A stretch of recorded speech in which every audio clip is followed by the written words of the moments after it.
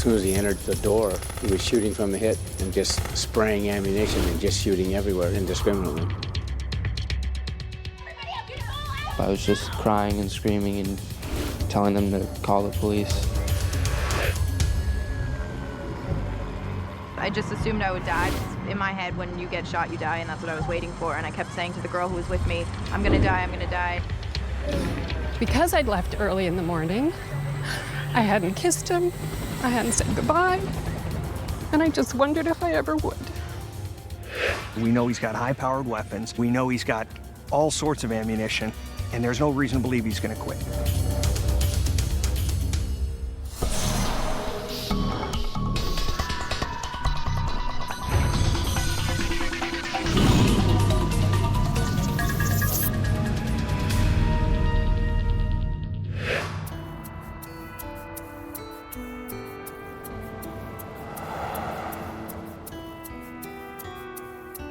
It's the middle of August 1999, and summer camp is in full swing at the North Valley Jewish Community Center in Granada Hills, California, a suburb of Los Angeles.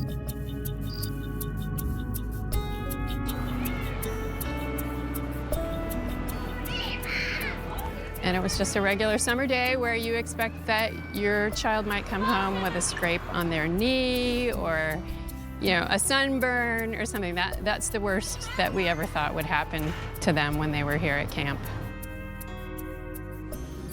Mindy Finkelstein, a counselor at the camp, has been coming to the center for as long as she can remember. The North Valley Jewish Community Center was like a second home to me. I went to preschool and kindergarten there, and then pretty much every summer after that, I was a camper. In the summer of '99, I was 16 years old, and I was a junior camp counselor. I was in charge of 5- and 6-year-olds for 3 months. That same summer, 6-year-old Josh Stepikoff is one of Mindy's favorite campers. Summer camp here was a lot of fun. There was a lot of physical activities. We swam, played games. There was just a lot of friendships everywhere. Everyone had a lot of fun together. The morning of August 10th starts out no differently. The children spend the first few hours of the day playing in the warm California sun before being taken inside for their next activity. All right, come on, let's go.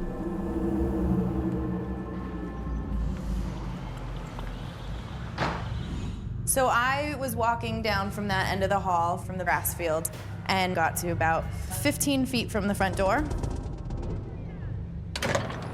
And that's when he walked in. Josh also spies the mysterious man from an adjacent hallway. He had something by his side that to me looked identical to a mechanical drill that my dad had in the garage. So I thought he was just a construction worker.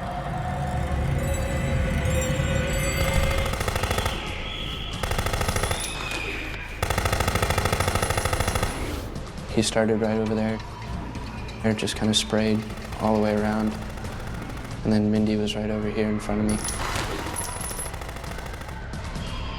I fell down and then got back up, and I ran as quick as I could that way, back outside. I just remembered that I had to get out of there. That's all I knew. When you hear a machine gun, it sounds a lot like hammering. And so even though you recognize the sound and you feel the bullets enter your body, you still don't necessarily recognize instantly that you were shot.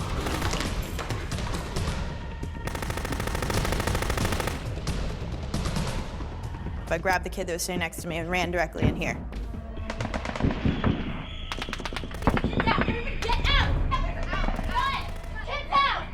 So I walked into this room, which was the arts and crafts room at the time, and all of the kids started pointing at me and asking, "What's on her leg? What's on her leg?" And it was blood from the shooting, but the other counselors in the room started saying, "Don't worry about it, it was just paint, it's just paint." Get out, bud. Get out. In a panicked haze, counselors hustle the children one by one out an emergency exit door.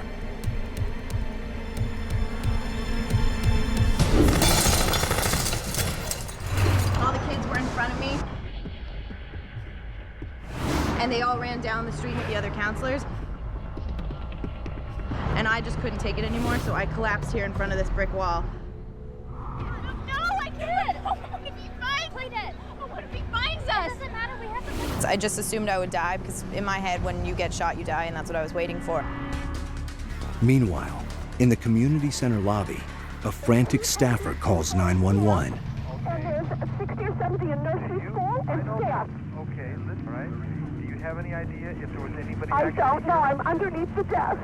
I was in my office, and the watch commander came in and advised me that we had a shooting situation at the North Valley Jewish Community Center on Rinaldi. It had the potential of being a real catastrophe. When we first got to the scene, it was pretty chaotic in that the search was still ongoing. And the supervisor that was at scene made a decision that he was going to put together a search team and actually begin to search the location for the possible suspect. Just steps inside the main building, Los Angeles Fire Department paramedics discover the bullet-riddled body of 5-year-old Ben Kadish, who is currently suffering from massive blood loss. On the way to the ambulance, he goes into hemorrhagic shock, but paramedics are unable to start an IV due to collapsed veins. At about the same time, Ben's parents get the shock of their lives. I received grim news, and they weren't even sure how severe it really was, or they didn't want to tell us how severe it was. I just remember just feeling like I was dying inside. That's indescribable. They decided to take him out of protocol on an ambulance 2 miles away. It was crucial because he had lost up to 60% of his blood.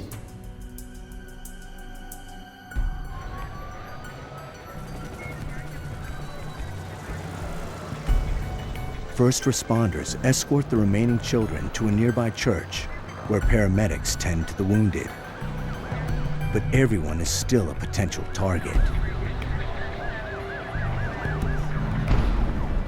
They had cut off my shorts and were working on me, and they were like, don't worry, your injuries don't seem life-threatening, so I think you'll be okay. But I was still really concerned because I remember hearing helicopters. Just a few feet away, Joshua Stepikoff can barely comprehend what's happening. Bullets have pierced his left leg and hip, and emergency workers know that time is not on their side. I was riding down the street in the ambulance, and one of the paramedics said, close your eyes and don't open them till we tell you, and keep your mouth shut. Because they didn't want dust and everything that was flying around from the propellers to fly into my mouth and into my eyes. I mean, I didn't really know that I was getting into a helicopter until I was in the helicopter. And then they said, you can open your eyes. Meanwhile, in Los Angeles, my husband told me that there was a gunman at the JCC. And I was standing at my desk with the phone to my ear, trying really to understand what that meant. I was listening to the radio on the way, and the news reports were saying that 6- and 8-year-old boys had been shot. And those were the ages of my 2 boys. And because I'd left early in the morning, I hadn't kissed him. I hadn't said goodbye. And I just wondered if I ever would. scores of distraught parents soon descend on the center to find utter chaos.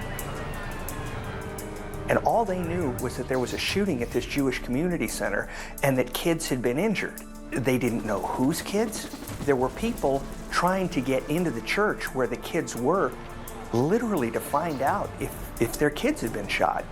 That was a very horrific scene right there because the police couldn't let them in. What if a parent scooped up a child and ran home with them to protect them? And now we don't know if that child's missing or whether we need to look for them.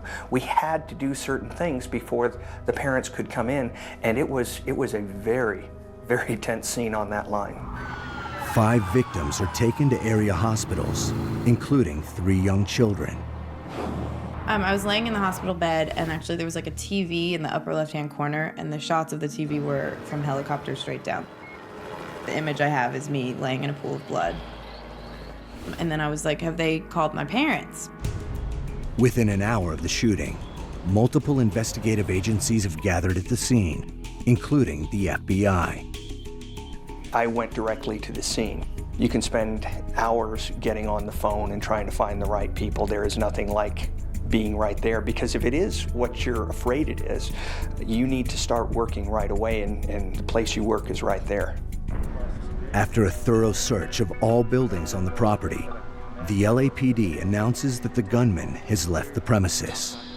For the FBI and police, it's just the beginning of a roller coaster investigation that will take them into some of the darkest corners of the criminal world.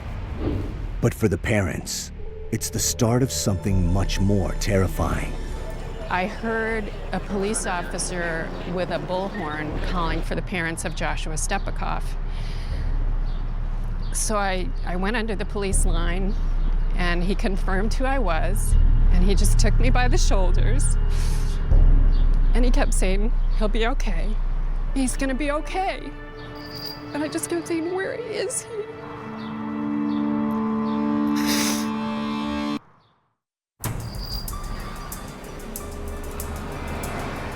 About an hour after a gunman opens fire on innocent children at a Los Angeles community center, local and federal authorities are in a scramble to find the shooter.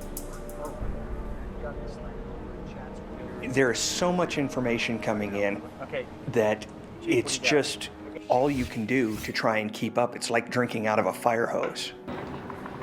There were certain things that we heard repeatedly. White male. That we could pretty much count on. Nobody contradicted white male. At that time, it was only believed there was one suspect involved, but we weren't completely positive about that. We received a general description of a white man in his 40s, and that he had left, and someone had seen him leave in a red van. Inside the community center, police searched through the debris, looking for any clue that could shed light on the shooter's identity. It wasn't until an hour or two later that I actually saw the level of devastation, the broken glass, the blood, the shell casings, all that. It was pretty horrific. We could see the shell casings. We could see that they were large caliber rounds, and they were probably fired from some type of an assault weapon. Investigators quickly realized that the shooter is equipped with high-powered weapons and trained to use them for maximum damage. This points them in the direction of a specific kind of perpetrator. My first thought, my first belief was that it was likely an attack by a white supremacist group due to the fact that this was a Jewish community center. If it's a workplace violence situation, everybody's going to know who the shooter is. If it's a spousal situation, somebody's going to know who that was. Secondarily, I do not think even in a workplace shooting that you're going to shoot children. The victims themselves were telling me that this likely was somebody who really was motivated out of hate. I mean, who shoots children? Still, at this stage, it's impossible to say for sure who's responsible or why anyone would open fire on a group of young kids. But there's one thing investigators do know. Their shooter could be anywhere by now, and there's no telling what he'll do next. He's probably armed. We have no reason to believe he's finished, and yet we can't do anything about it. When people are getting shot, it's agonizing, waiting for the next lead, because you're afraid the next lead is going to be another shooting, and that's no way to run things. Then, approximately an hour after the shooting, the command post receives a call about a strange carjacking just 5 miles away. I just felt strongly at the time that that was going to be our lead, and as it turned out, it was. I didn't know what to do. I just freaked out. Close the door and I turn around. The detectives interviewed a woman who told them that a man had pointed a gun at her. Get in the car now. And demanded her vehicle.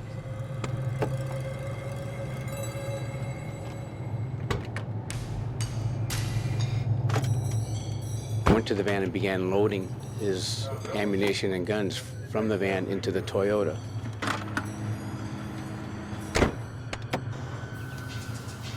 When he was busy doing that, she ran from the car.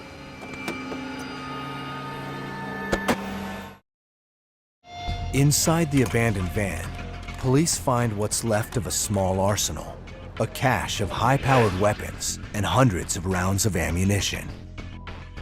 we knew that we had a continuing problem, because he didn't just hijack the car and leave. He hijacked the car and put his guns and ammo in it. He's not finished.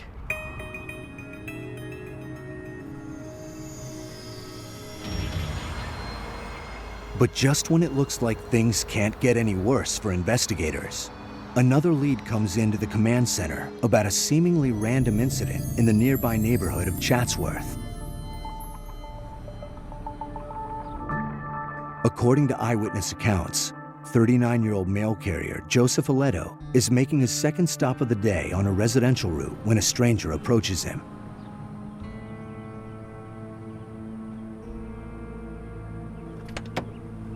Excuse me, can you help me out? I've got some letters to mail. Could you mail them for me? Sure. At that point, the shooter pulls a handgun out. Alto starts running full run, and the shooter just tracks him with the gun and hits him.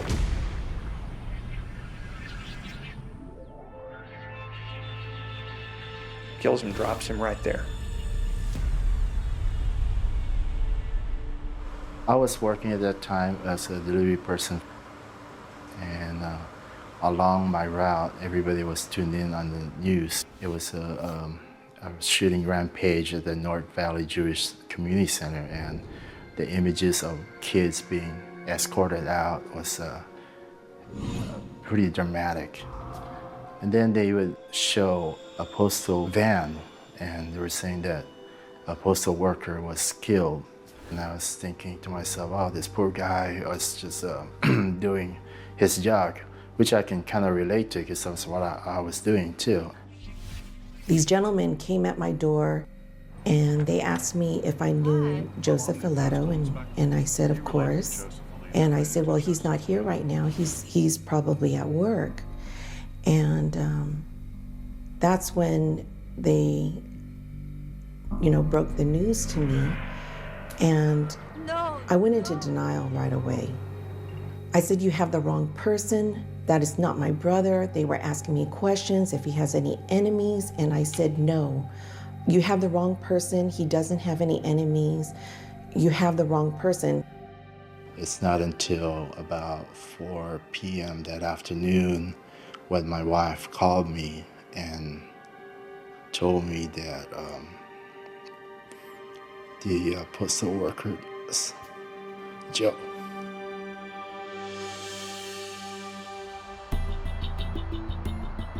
Back at the command post in Granada Hills, the task force considers whether the two shootings could be related.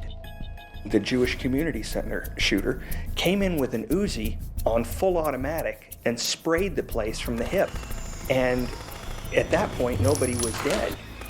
The guy who shot the postal carrier made a surgical shot with a pistol. He said, why change? Why change in the middle? I mean, these are the things that you argue about. You are trying desperately to get the right answer. Another question centers on the victims themselves. A JCC summer camp and a random mail carrier.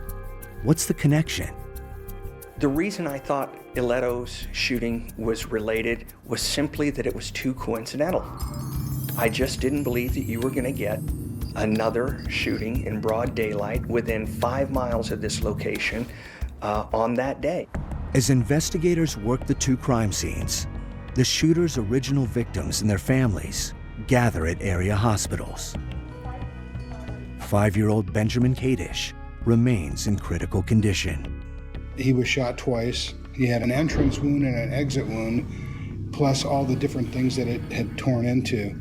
I think we learned that evening that he had to have a colostomy bag because his colon was shot through. He also had to have some leg apparatus because his femur on his left leg was completely blown away. After 7 hours of surgery, we saw what he looked like, and it was devastating. He didn't look like the same little boy we sent off to camp. I tried to reassure myself that I was going to be okay and to be strong for him when I saw him. And I just remember approaching him, and I remember taking his hand, and I kissed his hand. I'll never forget this for the rest of my life.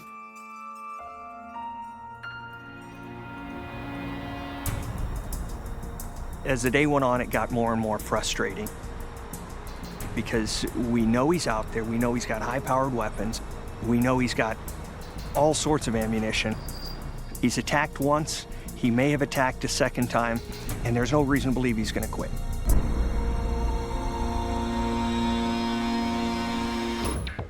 The FBI is the sole investigative force for criminal violations of federal civil rights statutes.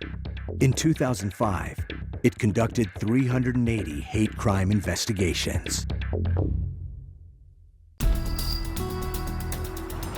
In August 1999, Los Angeles, California suburbanites are racked with fear as federal and local authorities search for a gunman and a possible connection to a seemingly random crime spree. Here we've got the shooting of kids at the center. We've got a carjacking that occurred a short distance away. We've got a shooting of a postal worker. And we suddenly realize that all three of these are actually related. So we've got 3 different crime scenes that we have to manage, and we still haven't got the suspect. It was unknown to us, you know, number one, where he was at, and if he was loaded, still loaded to the gills, I'm gonna do another crime.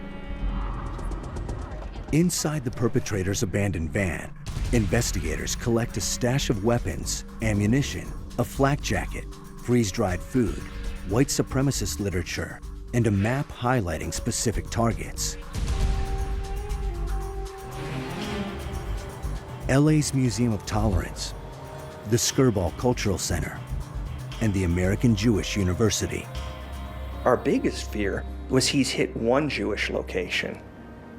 Is he going to hit other Jewish locations?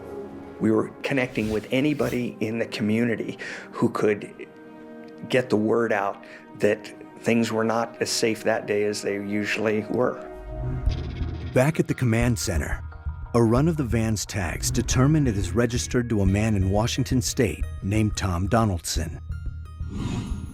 Bureau special agents are dispatched immediately to his residence. Meanwhile, LA agents focus on the literature found in the van, which leads them to a well-known Christian identity group, the Aryan Nations. According to the Anti-Defamation League, many adherents believe that whites of European descent are the true children of God and that Jews and non-whites are evil. Its racist and anti-Semitic beliefs are usually accompanied by extreme anti-government sentiments. I had investigated white supremacists since '85 and was fairly familiar with the Aryan Nations and those types of groups. This raises concerns among investigators because soldiers in these violent extremist groups tend to be well-armed, well-trained, willing to kill, and often willing to die for their cause. We contacted every single person we could talk to in the Aryan Nation movement. We contacted every source we could find, everybody we knew in Southern California to find out what they knew, if they knew him. The more we found out that nobody knew about this, that put a little bit of doubt into my mind. Could I be wrong? Could we be barking up the wrong tree? But at the same time, there's a thing called the lone wolf attack, where a person who's going to do one of these things doesn't tell anybody, so nobody has culpable knowledge. That afternoon in Tacoma, Washington, FBI agents close in on Tom Donaldson, the owner of the van used in the shooting at the Jewish Community Center. You never know who would be there. Supporters, maybe it's a safe house that he intended to go back to. We had no idea. It's the FBI! Exit the home. Agents surrounded the house, knocked on the door aggressively and assertively asked the people to come out of their house. But within moments, Donaldson emerges from the house without any sign of hesitation or resistance. You don't have to be an agent long to be able to read a situation and say, these people are scared to death. They know nothing about what's going on, and they have a plausible explanation that they traded the van in. They showed them paperwork. They were no longer the registered owners of the van. They had traded the van in just a few days beforehand, and the paperwork hadn't caught up with the DMV system. I didn't know it was the same van, though. While Washington FBI agents work to locate the van's current owner, 6-year-old Josh Stepikoff remains in critical condition at Children's Hospital in Los Angeles. He had one bullet that had gone straight through the bone in his leg, so his leg was broken. He had a second bullet that entered his hip and traveled around really very close to his spine, missed a number of internal organs that it could have hit on the way around. The police at the time really didn't know exactly what the motive for the shooting was, but it seemed, that it was a targeted shooting against particular people. They didn't have the perpetrator in hand yet, and so there was concern for Josh's safety. 5 hours after the initial shooting, Los Angeles police finally discover the suspect's stolen car outside a Chatsworth hotel 8 miles from the scene. The information we got at that point was that the green Toyota had been found in the parking lot of a hotel, which really fit with one scenario, that he was tired and he thought he got away clean with the green Toyota, that nobody had seen him, and that he needed a break. And so we thought we had him.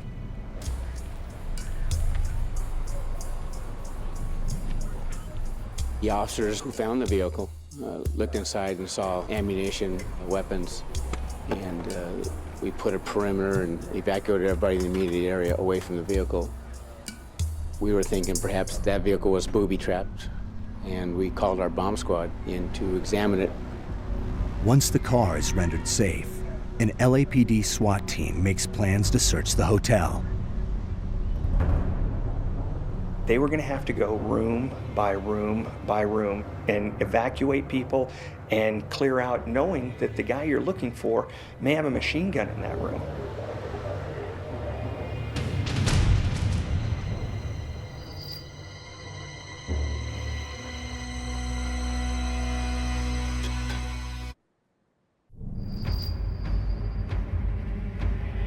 Room by room, an LAPD SWAT team is scouring the Chatsworth Hotel just outside of Los Angeles.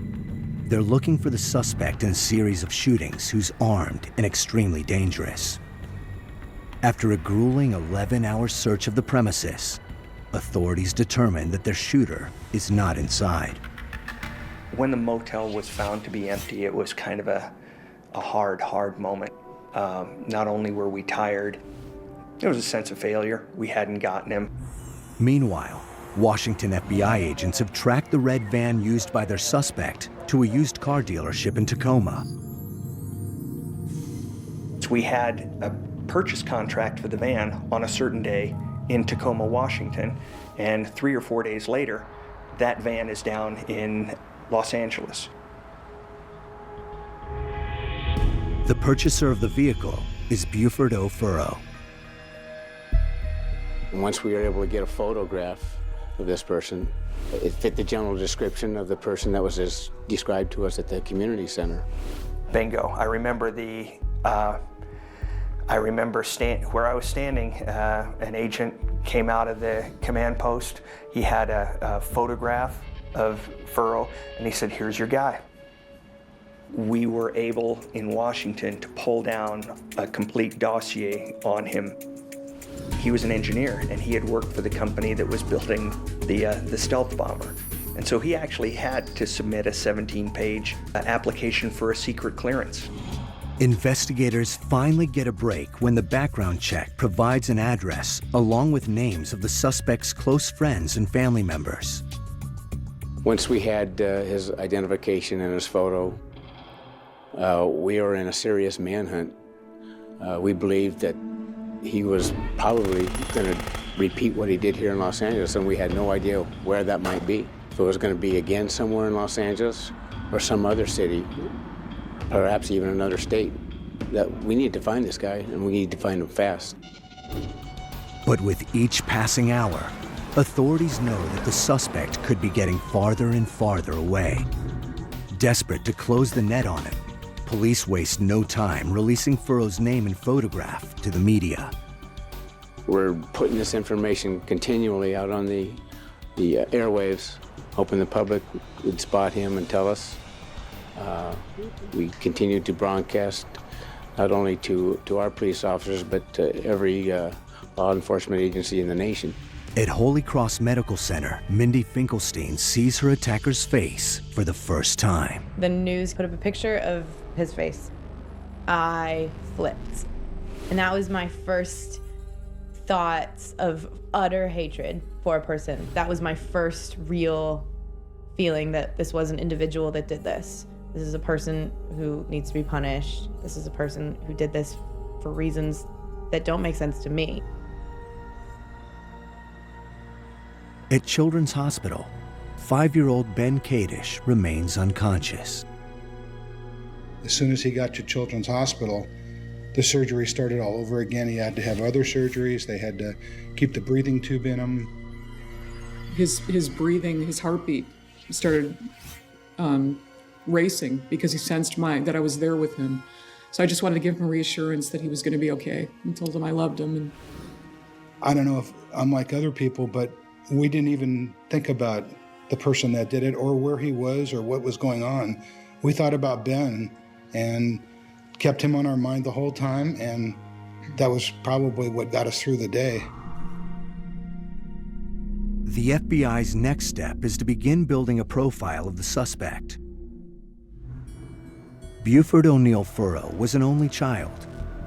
His father served in the Air Force, so the family moved around. After graduating from high school in 1979, he enlisted in the Army, but was discharged soon afterwards due to a bad knee. Eventually, he became an engineer and worked briefly for a defense contractor in Palmdale, California.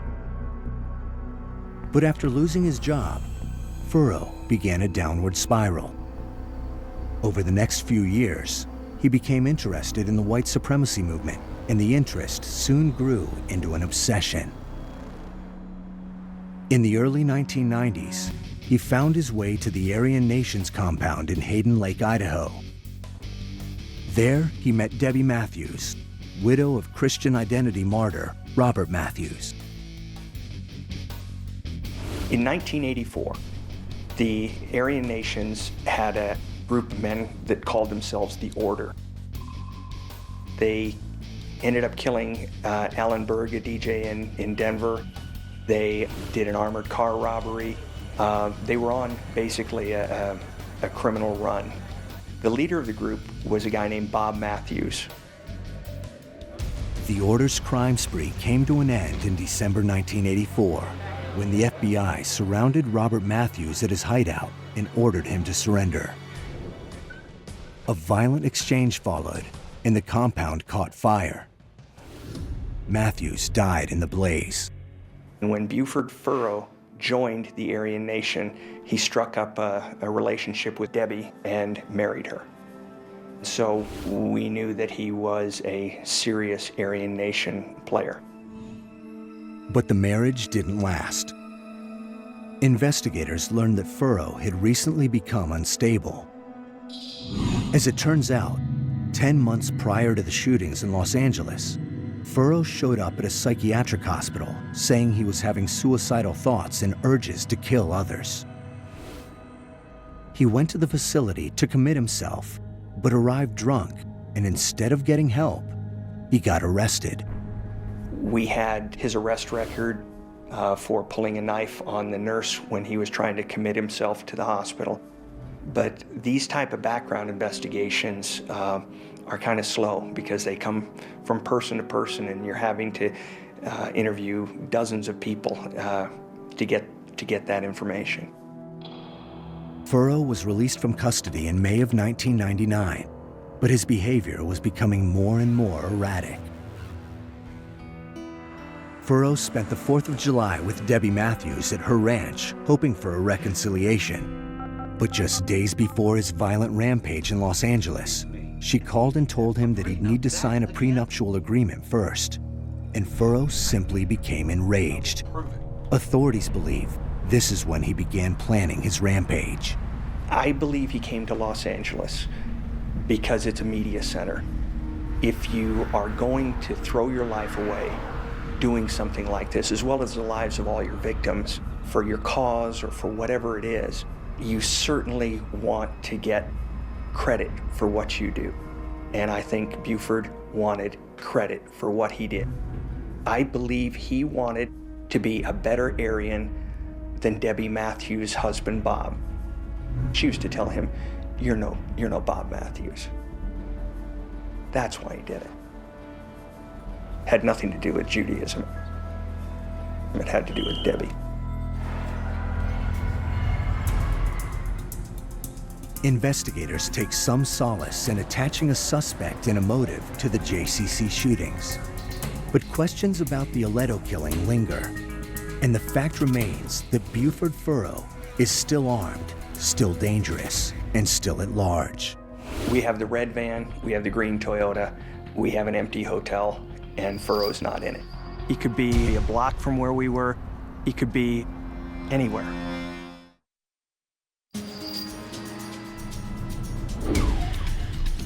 "17 hours after spurned gunman Buford Furrow shoots 5 people and murders a postal carrier in suburban LA, investigators are no longer closer to finding him and are certain he will strike again.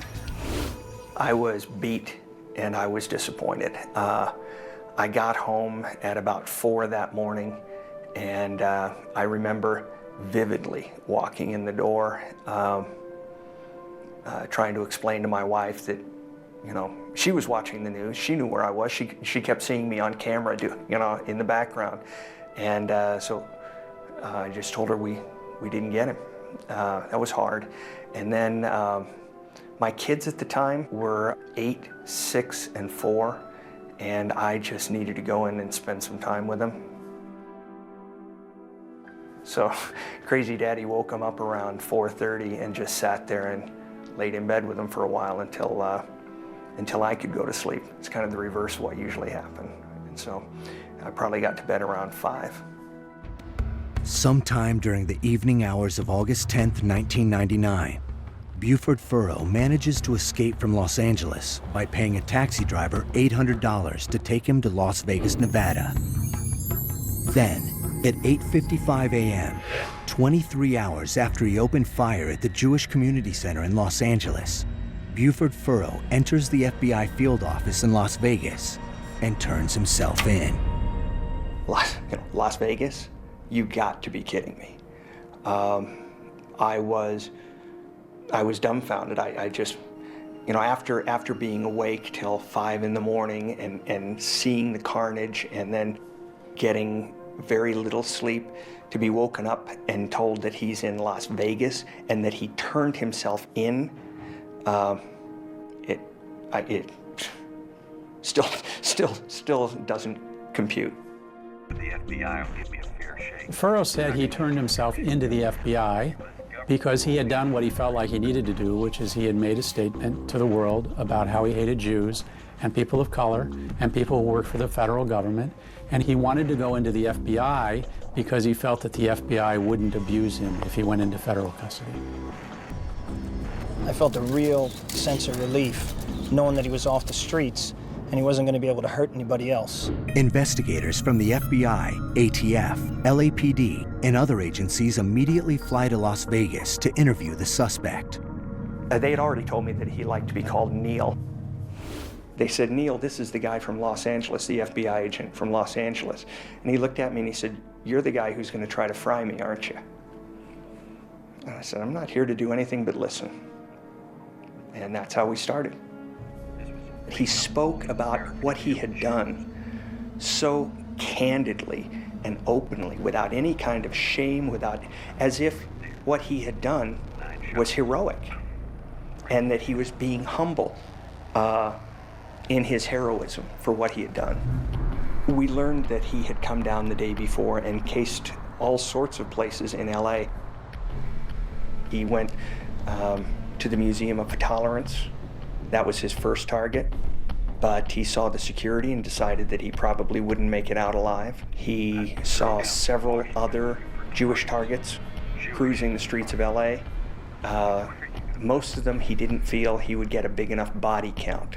So he got off the freeway at Rinaldi because he was running out of gas. And he turned the wrong way and drove past the Jewish Community Center. That's how he found it. He shot Joseph Alto because he said he was essentially fair game because he was a federal employee and he was non-white. And the Aryan Nations doesn't officially recognize the United States as a legitimate government. That evening, one day after the LA shootings, Buford Furrow is extradited to Los Angeles for arraignment on charges of murder, felony use of a firearm, and felony possession. He pleads guilty to all charges. At his sentencing, he apologizes to all the victims and their families, claiming he is mentally ill, but they aren't buying it.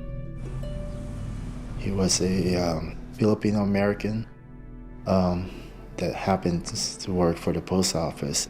A lot of times it's just described as a postal worker. And to us, that's not enough because he was killed mainly because of the color of his skin. As for the children of the North Valley Jewish Community Center, they're all survivors, but each lost a piece of themselves that day. 5-year-old Ben Kadish didn't regain consciousness until 5 days after the shooting.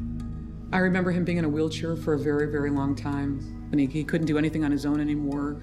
The 5-year-old independent little boy was suddenly dependent upon everyone to help him, and that's just not him. I was shot because I'm Jewish, and I don't think it's fair, but when I tell someone what happened, I tell them it was because I'm Jewish. It's anti-Semitism, and I don't think it's right. The innocence of a child having his life almost taken away from him, you look at things a little bit differently now than we did before. My emotional recovery took a few years. People don't just get shot and they're fine. You have to have some recovery process, and not just physical. You have to make sense of it in your head, and you need to understand that you were a victim, and you're not just gonna be like, oh, he's not gonna get to me, I survived, I'm a survivor. You have to go through some form of victimization process.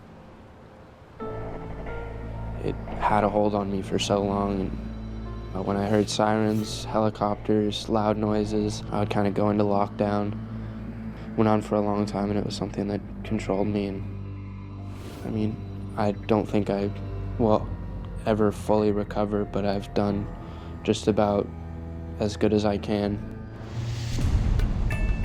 I was, believe it or not, fascinated by why he would go into the Jewish Community Center and fire from the hip. And then when he confronts the postal carrier, shoots very accurately. I didn't understand that. He never gave me a satisfactory answer for why he shot from the hip in the Jewish Community Center. In March 2001, Buford O. Furrow was sentenced to life in prison without the possibility of parole. There was enough mental health information collected from examining Mr. Furrow to suggest that perhaps the death penalty might not have been appropriate in this case. He is currently serving his sentence at the United States Penitentiary in Terre Haute, Indiana. I don't think you can necessarily say that good comes out of something like this, but if there is any good that came out of it, the Aryan nations never recovered from the aftermath of this. Not just as a physical entity, but as a concept. It just died. Furrow once told me in an interview about a year after the shooting that at night the screams of the kids would wake him up. Sometimes the screams of the kids would wake me up too. You think about it, you dream about it, and you can't let it go until you feel you've done right by the victims.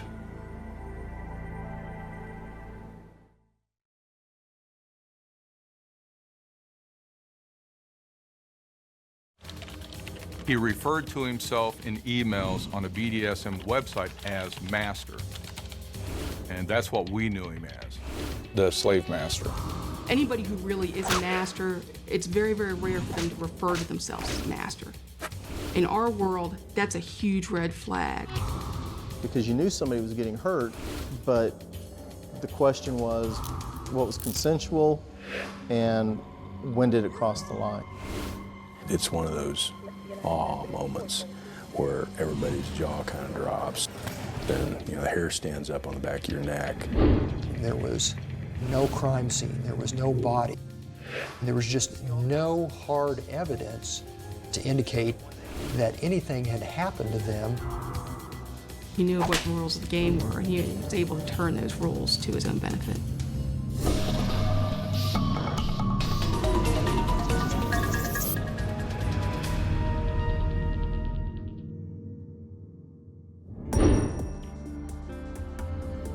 It's the winter of 1985 in Overland Park, Kansas, a quiet bedroom community nestled just south of Kansas City.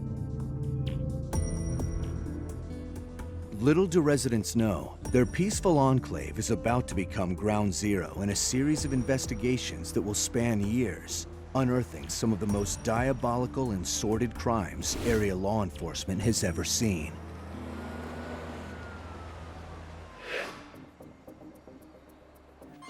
On January 11th, a frantic young woman contacts the Overland Park Police Department. She's concerned about her sister-in-law, Lisa Stacy, who she hasn't heard from in days. Lisa Stacy was a troubled young woman, 19, and she was involved with a man named Carl. She got pregnant. They got married, and they had this baby, Tiffany Lynn Stacy, but the marriage quickly fell apart within a few months. The couple splits, and Carl moves to the Chicago area, where he re-enlists in the Navy.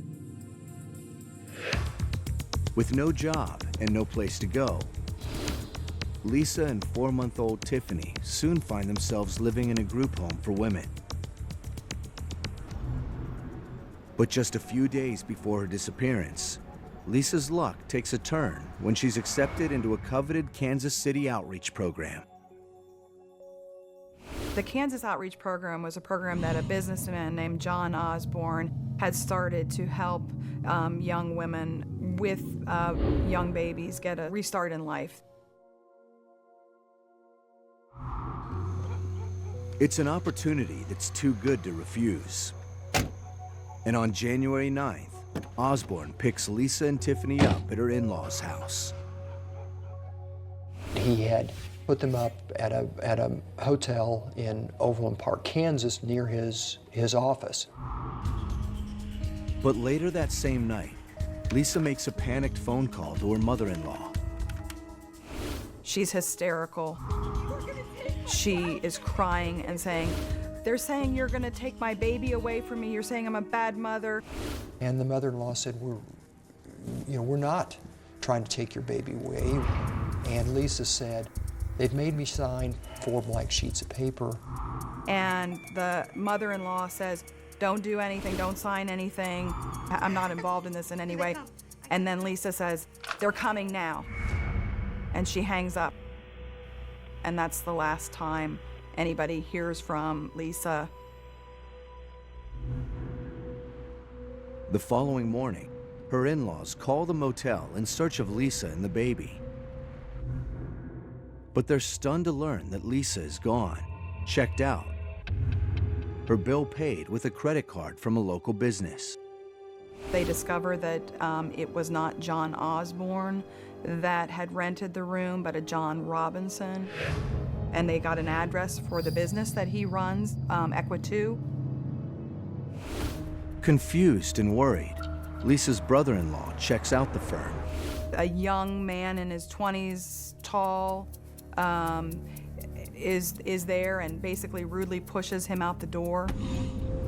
Then the mystery intensifies with yet another strange phone call. Stacy's family receives a call from a priest, Father Martin, at a mission in downtown Kansas City. This Father Martin says that he's seen Lisa and Tiffany, that they're fine, but that they've taken off and left town with a guy named Bill. So the family, to verify this story, calls the mission, and they're told that there is no Father Martin at the mission. And at that point, the family is even more concerned, and they go to the police. Unfortunately, investigators have little to go on, except for one thing. The case feels eerily familiar. 4 months earlier, another 19-year-old named Paula Godfrey was living in the Overland Park area when she too mysteriously disappeared. She answered an advertisement for a secretary position, and it involved some travel, some training, and things like that. Her parents never heard from her again. They did get a letter saying that she needed some time on her own away from her family, and she was off finding herself. They didn't believe it was really from her. Paula's mother convinced her husband to go and report it to the police. But Paula is of legal age, and with no evidence of a crime, there's little police can do.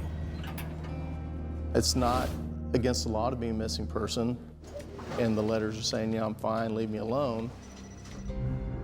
Yet now, a young mother and her baby have also gone missing. And that has authorities growing increasingly concerned. I had a couple of small kids, and I understood what it would be like to lose a small child. And I think that made it even more personal to me. The search for Lisa and her baby goes by the book. Police start with the immediate family and work their way outward. They question Lisa's estranged husband, Carl, with whom she had a turbulent relationship. He had a solid alibi with he was back in Chicago, and he wasn't even in the picture at the time. Investigators also interviewed John Robinson, the man in charge of the outreach program Lisa hoped would be her salvation. And he told me, yeah, she was referred to me with a young baby. I'd said I would put her up in my Kansas City outreach program. Lisa came to his office with a young man by the name of Bill, who she said was her new boyfriend, and that, they were going to go off together and they were going to start a new life. Bill. Investigators have heard the name before. The mysterious Father Martin had also spoken of a Bill, claiming that he and Lisa had run off together. Now police wonder what they have. A case of impetuous young love, or perhaps something more lethal. It was just part of the confusion that was this case as to how does this all tie together. I never believed that we had reached the end of the story. For the past several days, Overland Park police have been investigating the sudden disappearance of a 19-year-old single mother, Lisa Stacy, and her infant daughter, Tiffany. According to reports, she'd recently joined a Kansas City outreach program for young mothers, but hit a roadblock when she met a new boyfriend, a man police know only as Bill. Is this something you're sure about?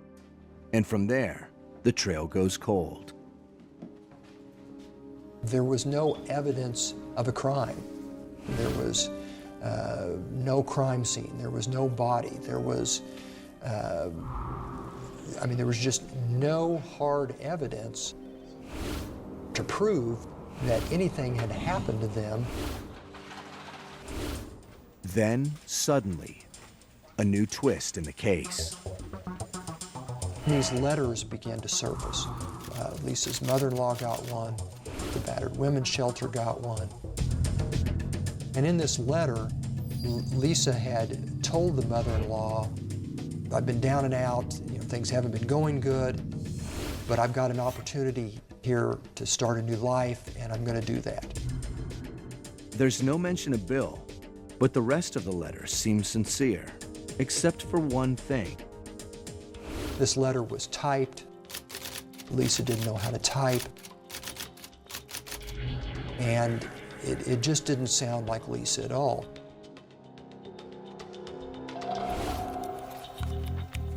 But with little else to go on, the case of Lisa and Tiffany Stacy slowly goes cold.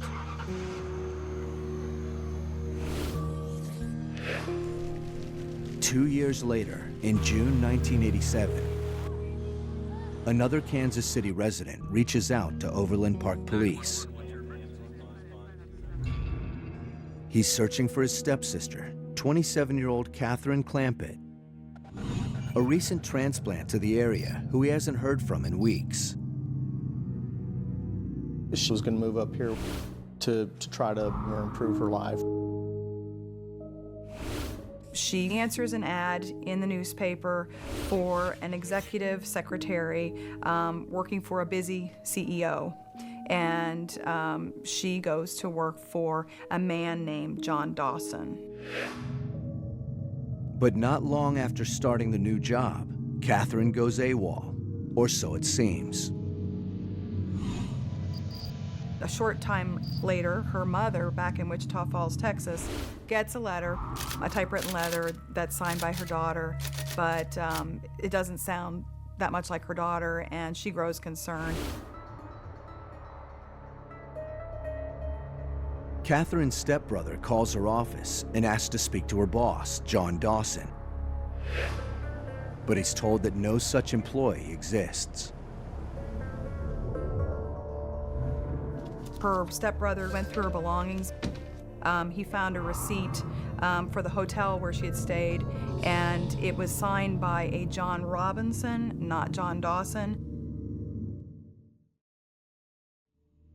In fact, it's the very same John Robinson who recruited Lisa Stacy into the Women's Outreach Program 2 years earlier.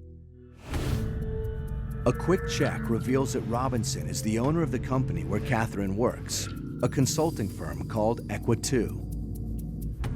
So Catherine Clampett's stepbrother pays a visit to the Equa 2 offices only to find out that they're closed and that John Robinson is actually starting to serve a prison sentence.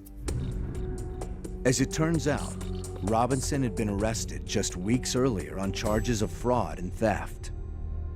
That he was just a small-time con man. There was no indication that he had been involved in anything really much more than that. Investigators waste no time questioning anyone who may have information on Catherine, but leads are few and far between. When the detectives started talking to potential witnesses, you know, there was always, yeah, I saw her a couple of weeks ago, or, you know, I know that she didn't go to work for Robinson after all. Witnesses' memories are spotty and contradictory, but there's an even bigger problem. The connection wasn't made immediately between Paul Godfrey, Lisa Stacy, and Catherine Clampett. The cases were being distributed to different detectives. Now you can type in the names and a query can be popped up and searched in 15 seconds. Back then, everything was done by hand. And police have little reason to cross-reference old files when there's no concrete evidence that a crime has been committed in the first place. There were 3 disappearances connected to Robinson, but all 3 involved troubled women who were going off elsewhere, who had sent letters home and wanted to be left alone. More than 10 years pass, and one by one, the cases go cold. Then, in March of 2000, a Michigan woman named Carolyn Troughton grows concerned about the welfare of her 27-year-old daughter, Suzette. Suzette Troughton had told her family that she was moving to Kansas because she was going to go to work for a wealthy businessman that did a lot of international traveling. And she was going to take care of this businessman's ailing father while they traveled. But within just a month of her arrival, Suzette appears to have vanished without a trace. Taking matters into her own hands, Carolyn Troughton calls her daughter's employer demanding to know Suzette's whereabouts. He tells her that Suzette has decided to take off with a man named Jim Turner, and they were going to be sailing around the world, and she was not going to be working for him after all. Carolyn knew that her daughter would call her and let her fill her in on what was going on. She knew something terrible had happened to her. Police are worried too. They've heard this story before, several times. And when Carolyn Troughton reveals the employer's name, it is one they know all too well: John Robinson. Ironically, the sergeant and the watch commander that reviewed the missing persons report that night both had dealings or were aware of John Robinson from the 1980s. This time, local police are determined not to let him slip through their fingers. And it isn't long before agents from the FBI's Kansas City field office join the investigation. We spent a lot of our time scratching our heads and just trying to figure out what it is that he was up to. At the time, he supposedly was running a business. It was basically a magazine for mobile home trailer parks. Robinson's also married with 4 children and has worked hard to gain respect within the local community.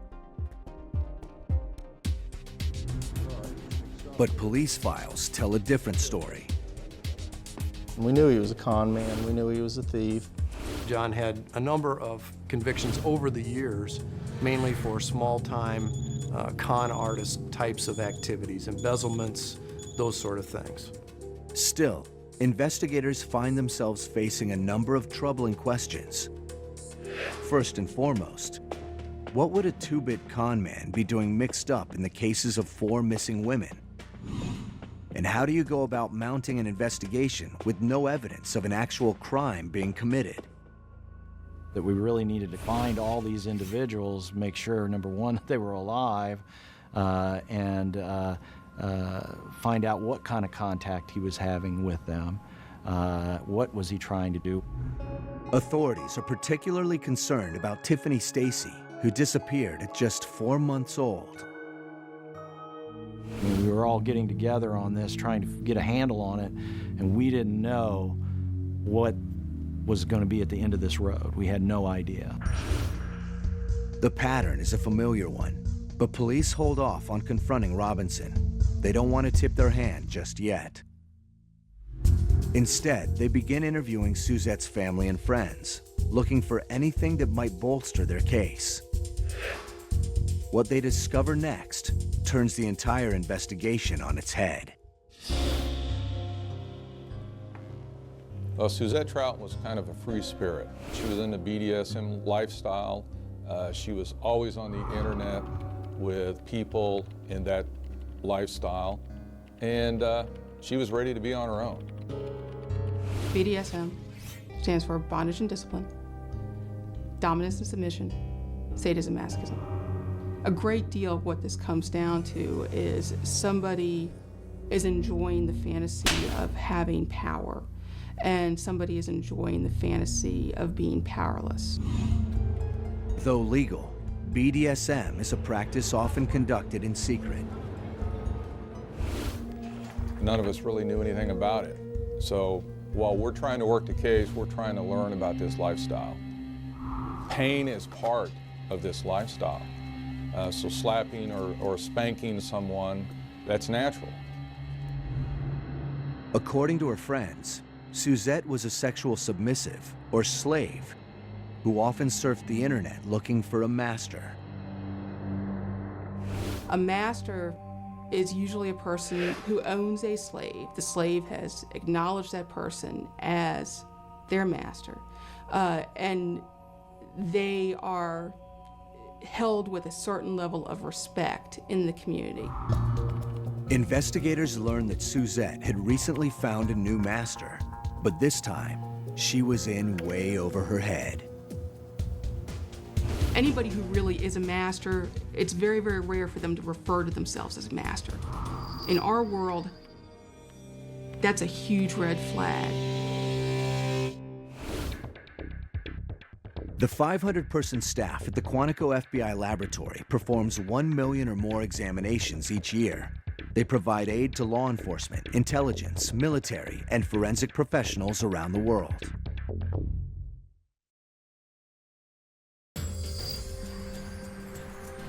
In the spring of 2000, federal agents and Kansas City area police are investigating the disappearance of Suzette Troughton when they stumble into something they weren't expecting.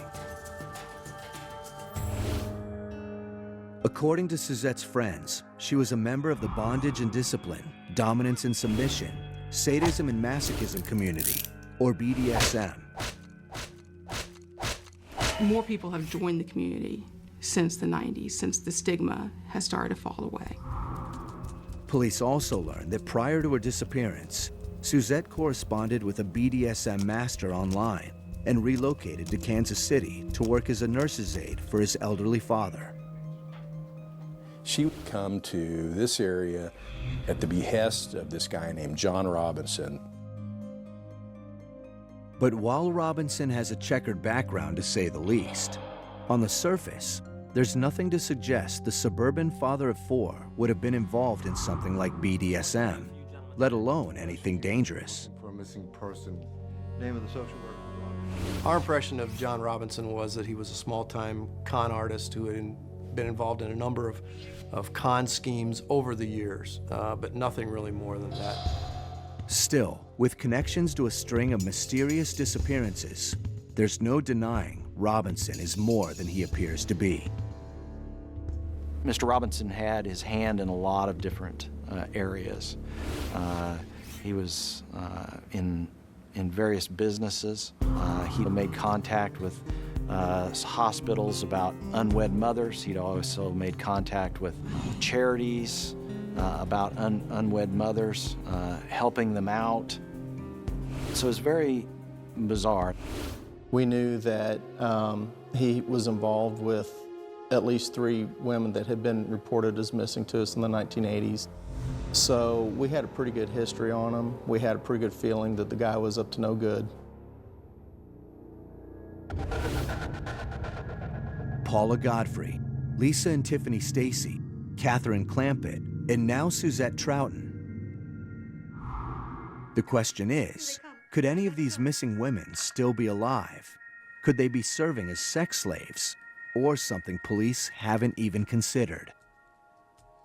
This was the type of case that, you know, you went home at night and that's all you thought about is, what am I missing? What could I have done? What should I be doing? You're thinking of that as you drive to work, or as you're going through the file, you're going, there's gotta be something here I'm missing. Determined to prove once and for all that this small-time crook is up to something more sinister, local police and FBI begin to dig deeper. We called in all the retired detectives that had, worked his cases, the FBI agents, the Missouri probation officer.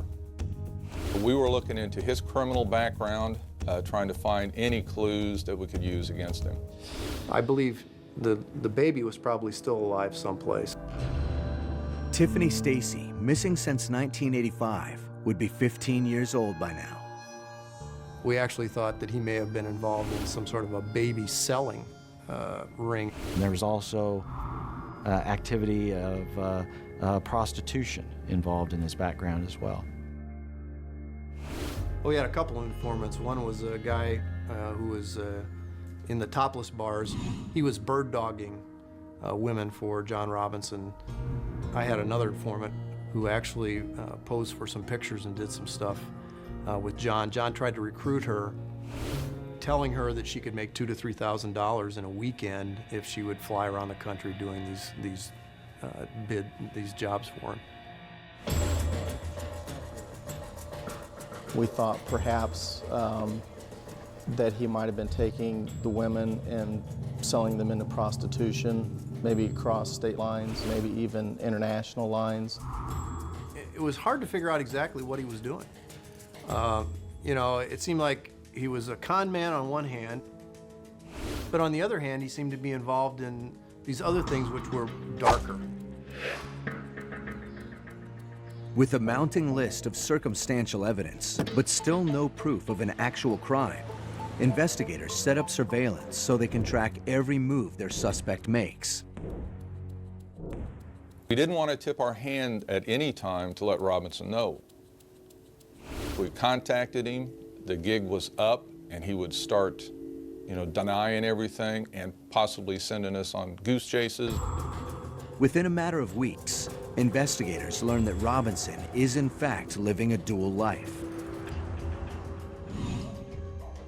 Well, at home, he's a family man. He's got 4 children, married, and very suburban, middle-class lifestyle. During the day, he's frequenting inner city, Kansas City, hanging out with these sort of sketchy underworld characters and, prostitutes, strippers, and lots of different kinds of women. We followed him to homes in the Johnson County area, and we followed him to motels where he had women meet him there. The man was just in total action until 5 o'clock when his wife got off work. Robinson thought he was smarter and brighter than anyone else, that if he got caught, he would just tell another lie, as he had done for so many years. And he didn't believe that there was anyone that was going to hold him accountable. We did a wiretap. We would subpoena records for internet usage. We got some search warrants for his email accounts. We had 2 women in Canada that were sharing emails that he was sending to them, and they were sending it to us, so we were getting almost real time his communications with them. That kind of gave us some insight into what he was doing. As investigators suspect, Robinson is frequenting the BDSM websites in search of slaves. He referred to himself in emails on the BDSM website as master. And that's what we knew him as, the slave master. His pattern is, if anything, consistent. Robinson agrees to play master to eager submissives, enticing them further with the offer of a job. He promised them the moon, and a lot of these women just took it, were hooked, and came to Kansas City. The authorities soon set up stakeouts at motels where Robinson entertains his out-of-town guests. And through the walls, a secret world comes alive. Or they could hear talking, a lady's voice, his voice. They could hear what they thought was maybe some slaps. And we knew that he was into this BDSM lifestyle, and that probably was taking place in that room. It was a really tense time for law enforcement because you knew somebody was getting hurt, but the question was what was consensual and when did it cross the line? Every woman he was with was, when are we going to have to go in there and pull the plug?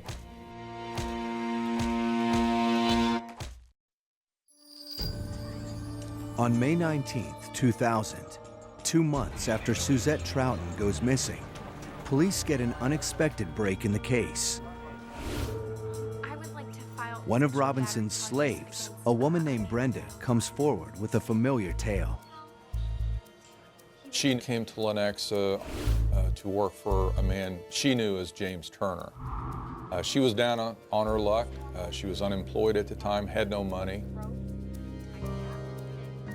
But when she begins meeting with Turner at a local motel, Brenda gets a whole lot more than she bargained for. One of the times they had an argument, and she was struck by him a little too hard.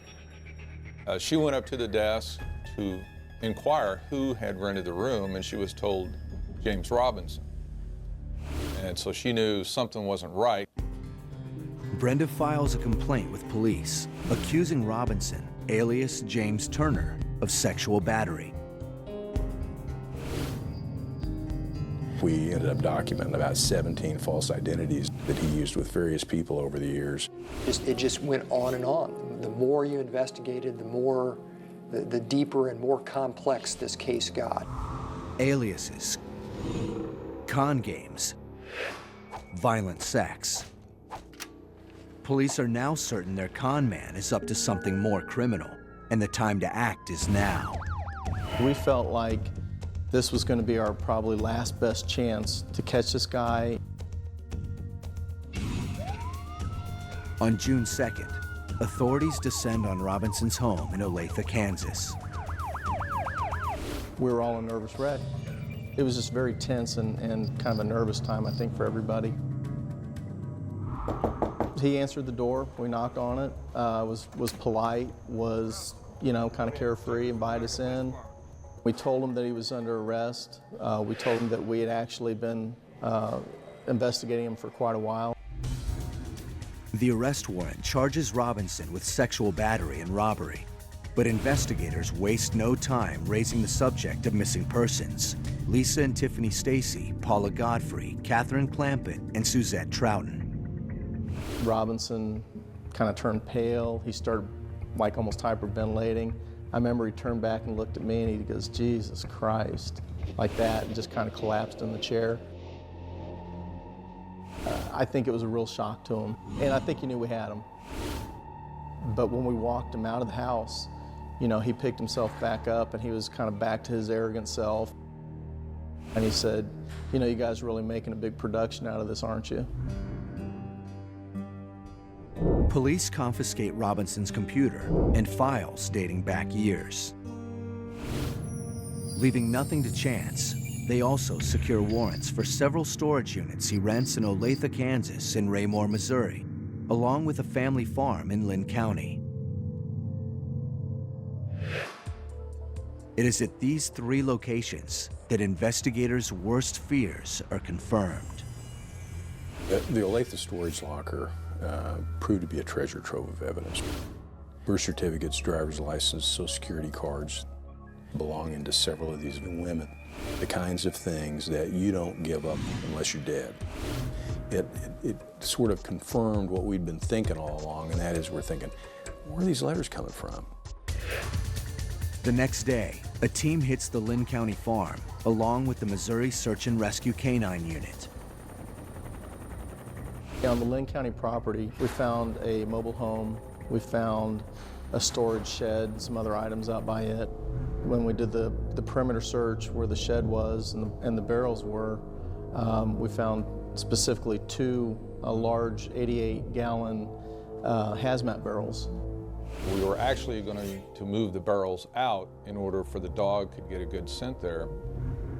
And when I rolled the barrel out and brought it upright, then we saw blood coming out.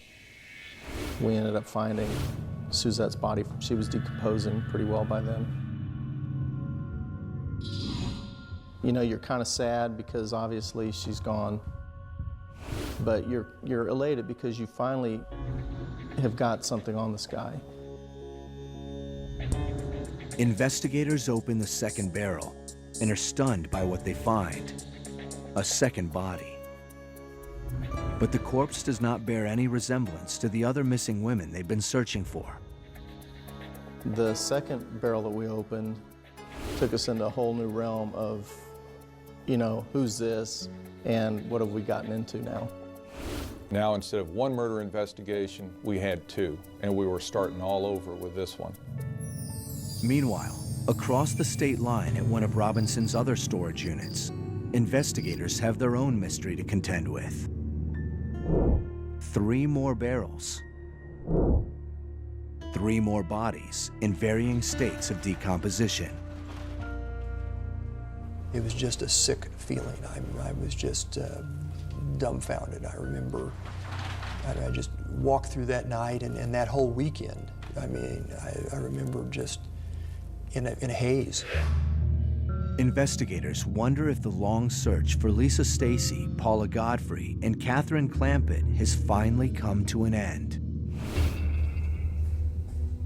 On June 12th, a pathologist identifies the body found in the second barrel on Robinson's farm as Isabella Lewiska, a 21-year-old Polish immigrant. Isabella Lewiska had never been reported missing, and it came as quite a shock to that family. They thought she was traveling over in Europe, because John Robinson had covered his tracks in that case too, and they had received letters and emails supposedly from Europe.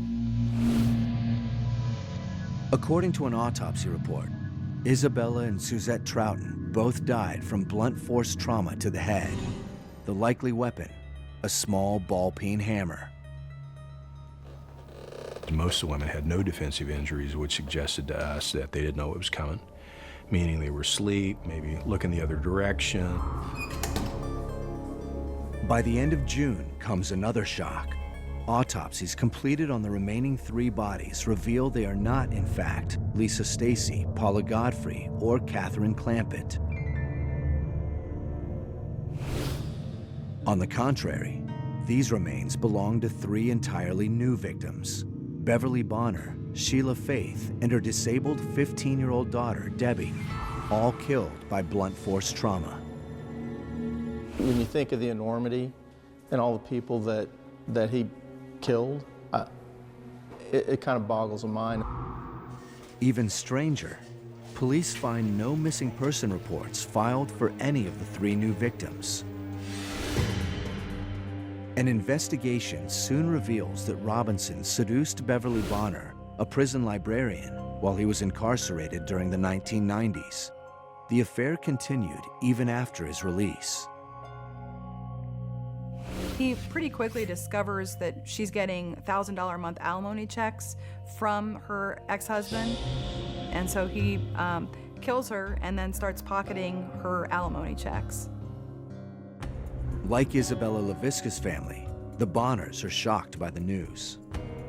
They knew that something wasn't quite right, but she also was writing letters and cashing alimony checks. So they never quite could figure out if she was missing or not.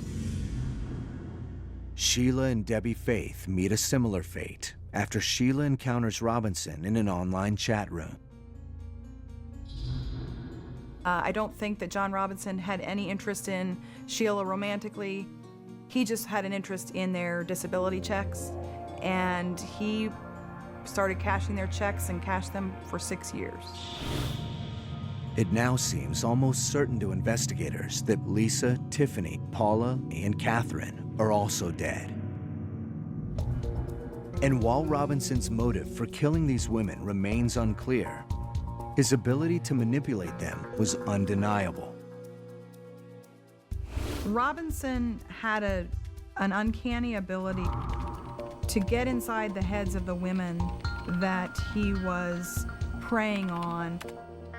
But Robinson's audacity astounds even the FBI when they come across a strange and disturbing new tip. It floored me. I mean, I think it just absolutely shocked everybody.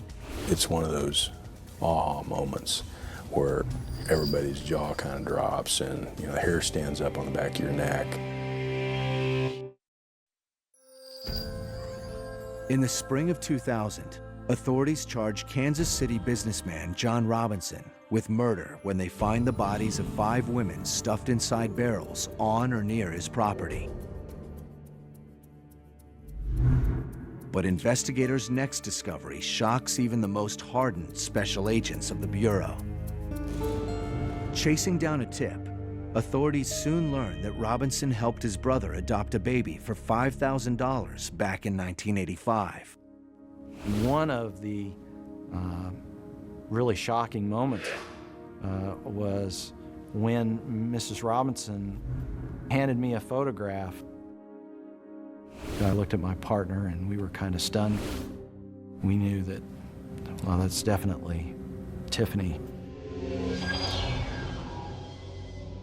The photograph was given to them by Robinson the day he delivered the baby to her new home, just as Lisa and Tiffany Stacy were reported missing. We believe that John Robinson met and ended up taking Lisa Stacy specifically for Lisa's baby Tiffany. And I imagine that he killed her.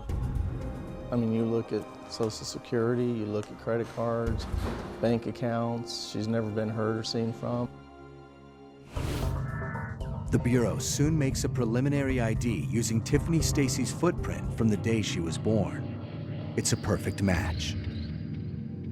How possibly can you be that cruel, not only to kill the mother, adopt the kid out to your own brother, and actually charged him several $1,000s for it. They thought everything was on the up and up.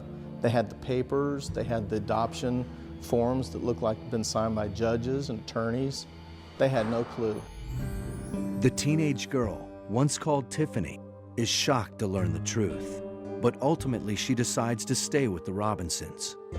And they considered her their daughter. They had raised her, and they wanted to keep her. And they were victims of Mr. Robinson's, just like all these other women were. On October 7th, 2002, 58-year-old John Robinson stands trial in Johnson County, Kansas for the murder of Lisa Stacy, Suzette Troughton, and Isabella LaVisca. He pleads not guilty. I think John Robinson was the kind of person that thought that the world was his. I think he thought whatever he needed or whatever he wanted, he would get. It didn't matter who it belonged to. In January of 2003, a jury sentences Robinson to life imprisonment for the murder of Lisa Stacy and 2 death penalties for the murders of Suzette Troughton and Isabella LaVisca. I was elated. I could not think of a man that deserved to suffer the ultimate punishment than John Robinson. As a cop, I mean, that's the highlight of my career. This is what you go into law enforcement for, and I feel great about the work we did. It was a great case that we put together, and we took a very dangerous person out of society. To this day, no one can say for sure what caused Robinson, a family man and 2-bit con artist, to become a serial killer. There's no clear picture as to say, this is why he turned out this way. You know, Robinson came from a middle-class, religious, suburban family. He has several siblings. You know, they're not involved in criminal activity. He was somebody who didn't really have the ability to empathize with anybody. He was sort of conscienceless. The game was everything. The con was everything. Winning was everything. After his trials in Kansas, Robinson makes a deal with prosecutors in Missouri, a state that also has the death penalty. In exchange for a life sentence, he pleads guilty to the murders of Paula Godfrey, Catherine Clampett, Beverly Bonner, and Sheila and Debbie Faith. To this day, the bodies of Lisa Stacy, Paula Godfrey, and Catherine Clampett have not been recovered. And I think that there are more victims than the ones he's admitted to. Some of the families didn't even realize that their loved ones were no longer alive. There's possibly other victims out there. He's got people that he's killed. He's got people that he's hurt. He's got people that he's stolen from. I mean, to include family members, all just for his own gain, for his own pleasure, whatever. I mean, to me, it's unfathomable.